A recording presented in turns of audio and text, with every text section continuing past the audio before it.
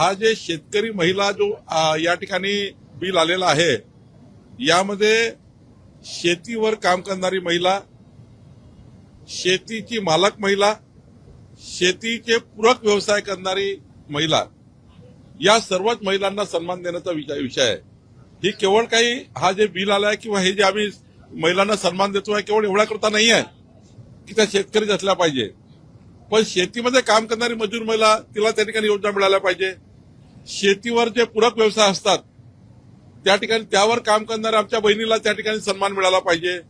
म्हणून एक व्यापक दृष्टिकोन ठेवून या ठिकाणी देवेंद्र फडणवीसजीच्या सरकारने, आमच्या सरकारने हा बिल आणलेला आहे. आणि मला वाटतं याचा मोठा फायदा महाराष्ट्राच्या आमच्या शेतकरी बहिणीला होईल.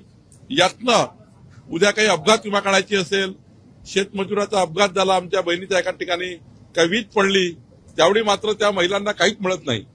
शेतमजूर म्हटल्यावर काहीच मिळत नाही, शेतकरी म्हटल्यावर सारा योजना मिळतात. त्यामुळे शेतकरी महिला असली आणि ती डेसिग्नेटेड असली, तिच्याकडे कार्ड असेल, त्याला त्या ठिकाणी सन्मान मिळेल. आणि कार्ड मिळाल्यावर शेतकऱ्यांच्या जेवढ्या योजना येतात तेवढ्या या सर्व महिलांना लागू राहील. आणि त्यामुळे एक व्यापक निर्णय घेतलेला आहे.